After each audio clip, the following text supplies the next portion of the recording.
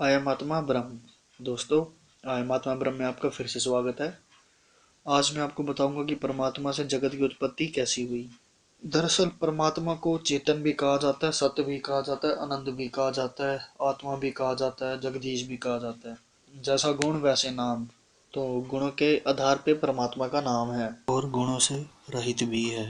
तो जैसा गुण वैसा नाम। तो यहाँ पे मेन मुद्दा है कि परमात्मा से जगत की उत्पत्ति कैसे हुई।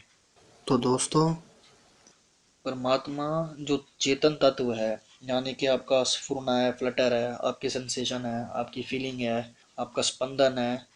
चेतन से चेतना है, बिना चेतन के चेतना नहीं है। जैसे तुम और तुम्हारा ख्याल।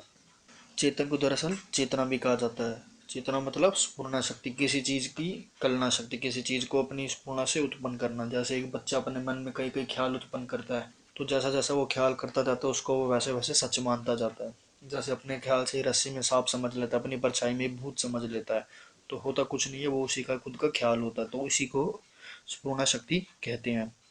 तो परमात्मा जो है वो एक चेतन तत्व है जो सब जगह फैला हुआ है। हर कण कण में, हर जगह सब कुछ वो खुद ही होके बैठा है। तो वो यानी कि एक तरह का विस्तार है आपका। और वही आपका सबसे सूक्ष्म है और सबसे बड़ा है, सबसे महान है, सबसे छोटा है, छोटा से भी छोटा और महान से भी महान, सूक्ष्म से भी सूक्ष्म है और ऊंचा से भी ऊंचा है। तो वही आपका चिन्ह मात्र है। चिन्ह मात्र मतलब आपका सबसे छोटा। यानी कि एक आपके सेल्स हो गए, जैसे हमारे इंसान के सेल होते हैं, और इंसान के सेल में भी जैसे आपके माइटोकॉन्ड्रिया टाइप के सेल हो गए, और उनको भी जो चला रहा है, तो वो आपका चिन्ह मात्र है, इतना बारीक। और उसी को ही चिदक्ष कहा जाता है। तो और वही सब जगह व्यापक है। तो उसी की सत्ता है और सब वही उसी का रूप ही है। वो जैसा जैसे जो जो सोचता है ठीक वैसा वैसा होता रहता है। तो उसी की इसी कलना को नीति भी कहा जाता है। इसी कारण उसको अवस्था भी कहा जाता है। जैसी जिसकी अवस्था है वैसी उसकी गति है। तो वो जिसमें जैसी जैसी नीति होती है तो वैसा वैसा होता है, और वही सब जगह संपूर्ण व्यापक रूप से फैला हुआ है। और वो जब जिसको चेतता है तब वो होता है, यानी कि वो जब जिसकी तरफ धारणा करता है तब बिल्कुल वैसा ही हो जाता है।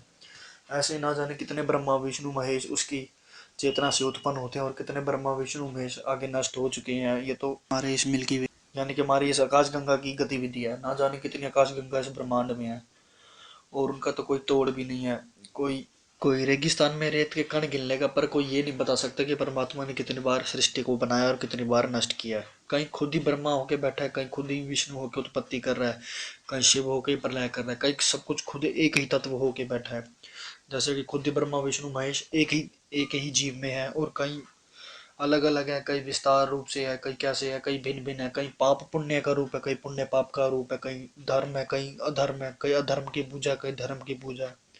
तो ये सब सारा परमात्मा से ही उत्पन्न हुआ है। जैसे जगत में जगत और उसमें भी जगत होगा, तो वो और अपना ख्याल खुद एक ही है। अपना ख्याल अपने आप से ही रचता है और अपने आप के अपने ख्याल की खुद कल्पना करता है, यानी कि उसकी रचना करता है। जैसा जैसा कल्पता है ठीक वैसा वैसा ही होता रहता है। तो कई ब्रह्मांड ऐसे उसने बना बना के बिगाड़ दिया। तो इसका कोई तात्विक ठोस प्रमाण नहीं है कि परमात्मा ने जगत की उत्पत्ति क्यों की है और किस लिए किया है। बस एक ऐसा समझ लो कि चेतना उत्पन्न हुई, चित उत्पन्न हुआ, मन उत्पन्न हुआ, और मन में विचार आ गया और बन गया, और कब बिगड़ गया पता नहीं चला। मन के मनन से ही उत्पन्न हुआ। जैसे ब्रह्मा के मन से ही हमारी सृष्टि उत्पन्न हुई है, और ऐसे ही ठीक ना जाने कितने ब्रह्मा उत्पन्न हुए हैं। कभी ब्रह्मा विष्णु से उत्पन्न है, कभी विष्णु ब्रह्मा से उत्पन्न हुए हैं, कभी ये दोनों शिव में से उत्पन्न हुए हैं, कभी शिव विष्णु से उत्पन्न हुआ है। तो ये ठीक इसी तरह आपस में एक दूसरे के कभी उत्पत्ति के कारण बनते रहते हैं, कभी लय के कारण बनते रहते हैं। कभी ब्रह्मा विष्णु भगवान की नाभि से भी उत्पन्न होते हैं, कभी भगवान ब्रह्मा पंचभूतों में से भी उत्पन्न होते हैं, कभी सिर्फ ब्रह्मा, कभी सिर्फ विष्णु, कभी सिर्फ महेश ही उत्पन्न होते हैं, और ये अपनी शक्ति के साथ ही होते हैं।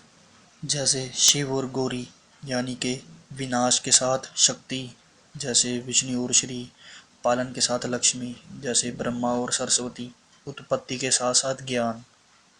ठीक इसी तरह ही परमात्मा से जगत की उत्पत्ति हुई है। एक तरफा बात यह भी है कि परमात्मा से जगत है और जगत से परमात्मा है, और ना परमात्मा में जगत है ना जगत में परमात्मा है। और दूसरी तरफा ये बात भी आती है कि सब परमात्मा ही है और अपना रूप आप ही होके बैठा है। परमात्मा के बारे में बयान करना बिल्कुल ही असंभव है। इसके बारे में कोई बयान नहीं कर सकता। तो बस इतना समझ लो, वो ज्यों का त्यों है। समझ में तो आता है पर समझाया नहीं जाता, सिर्फ अनुभव के जरिए पता चलता है कि वो कैसा है। और जो संसार है, जो प्रवृत्ति और निवृत्ति के अधीन है, यानी कि बन बन के बिगड़ रहा है। इसकी चीज़ें कभी बनती है कभी बिगड़ती है, सदैव एक जैसी नहीं रहती। और परमात्मा क्या है, क्यों है, किस लिए है, बस जैसा भी है और सब खुद ही होके बैठा है। दोस्तों, अहम आत्मा ब्रह्म में आज इतना ही। तो अहम आत्मा ब्रह्म को सब्सक्राइब, लाइक, शेयर करना ना भूले। धन्यवाद। जो मैं हूँ वही तुम हो।